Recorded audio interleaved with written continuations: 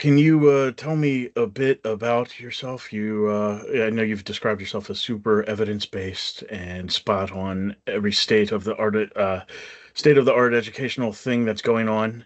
Can you share what your current educational research most influences your approach to developing tools like the Helio-STELLA, or just tools in general? Yeah, so I come from a background in the investigative science learning environment, the IEL method.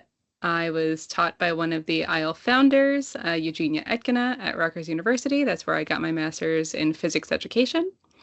Um, and that's where I learned everything about what I know about how to teach physics. And through my professional network of educators, I'm constantly getting blown away by amazing and incredible work and really cool stuff that they continue to push the envelope in physics education research.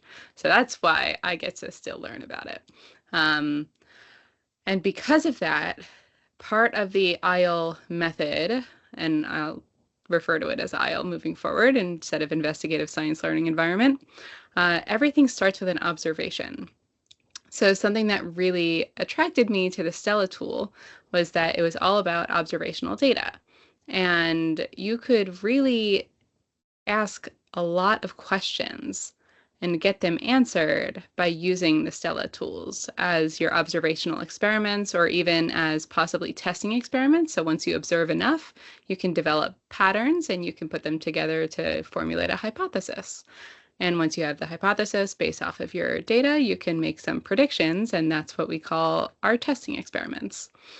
You can even apply that knowledge next, right, in the application experiments, and you can figure out really interesting facts about the environment, about plants, about a whole bunch of really cool stuff that's out there that you could, it's so tangible. And that's another thing that attracted me to it is that you don't necessarily need the biggest processing power to do this stuff. And the tools are cheap. And I'm all about making educational resources available to as many people as possible. I've taught in a bunch of different types of schools and a whole bunch of different programs. And I know that even if you charge more for something, it doesn't necessarily mean that it has the more value.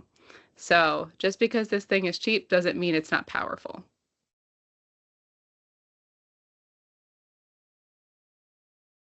Can you walk us through your initial vision from transforming, say, the spectrometer into the beautiful Helio-STELLA that it became today? Well, yeah, we were looking to see how we can connect because Stella is all about Landsat data. And we were thinking about something more optical sensors, something that would touch the sun, right, and deal with the electromagnetic spectrum.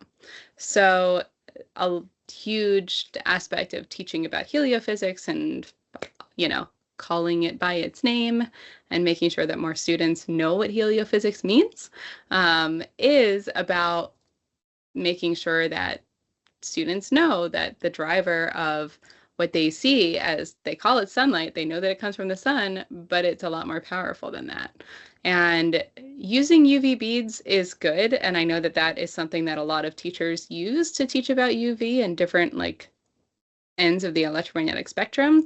But really seeing those peaks and seeing that array, those, the UV, I think is like my favorite addition that we put on to the Helio-STELLA because we can go out there and we can tell students and they can see the effects that it has, that sunlight has on beads or on 3D printed materials. But I think that it's something different when it's actually a detector and they can put a number to it instead of it just changing colors.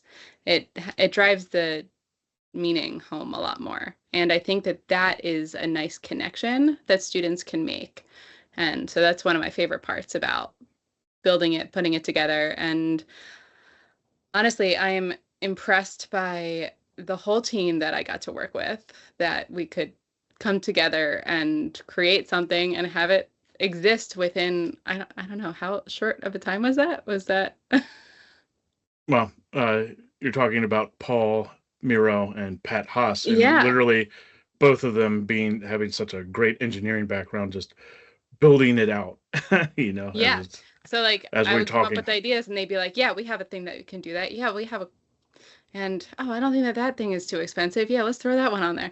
And just like the whole collaborative process was also it was also really neat. And I didn't expect for it to happen like that. And I don't know what I expected, but it was really exciting. If you had the chance, what things would you like to see it used for? What do you think it would be useful for, and all of that? Well, hearing about other people's uses of Helio-STELLA inspires me to want to do similar things. Like there was this one researcher that reached out to the Heliophysics Education Activation Team, the HEAT team, and let the one of the PIs know, Michael Kirk, know about using the Helio-STELLA when there's a geomagnetic storm going on. So he looks at the KP, which is an index that we use to measure the intensity of a geomagnetic storm. And I think he mentioned that when it gets to KP5, he likes to put the Helio-STELLA out and he can actually get really interesting data from the Helio-STELLA. Now, I'm not quite sure how he matches it or what the translation process is, but I'm really curious to learn more about that and what it is that he looks at and what measurements he takes to see the different effects of the geomagnetic storm. And that sounds really cool. I would love to be able to do more with that. And I mean, I get alerts when there's a KP 4, 5, or above from the SWPC Space Weather Prediction Center, which is the official predictive group for any weather event, including space weather for the US. But I love to get my alerts and then go on my apps and check to see what's going on. This is another tool that I can grab to see what's going on.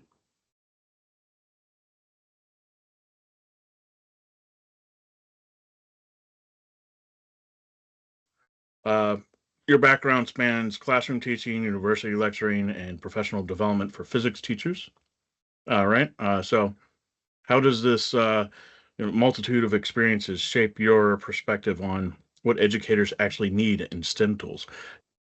It definitely does guide how I look at tools, right? So if I look at an educational tool and I see that it only has the capabilities to do one or two things, then it might not be the right fit for a teacher who only has like, you know, not even $200 to support their classroom and to put together the materials and equipment that they need.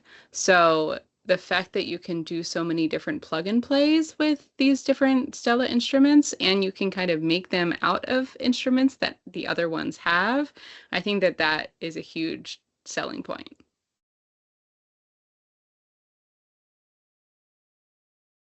Beyond the current heliophysics applications, what other scientific phenomena or educational objectives do you think Helio-STELLA could address? To be honest, I want to throw that one back to the teachers. I want them to come up with cool ideas. I want students to come up with cool ideas. I want them to ask the good questions because it's been 3 years since I've even necessarily looked at the teaching standards these days. And, I like always challenging people to ask good questions.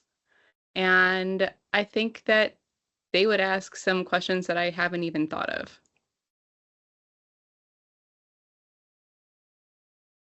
As someone committed to evidence-based education, how do you measure the effectiveness of Helio-STELLA in achieving learning objectives? That's a good question. I would say that definitely having like gaining pre-knowledge and post-knowledge is huge for what we would need to do in order to actually measure that. Um, and also seeing how often students bring it up themselves afterwards.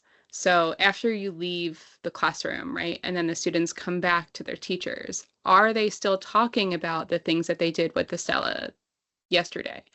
Are they talking about it a month from now?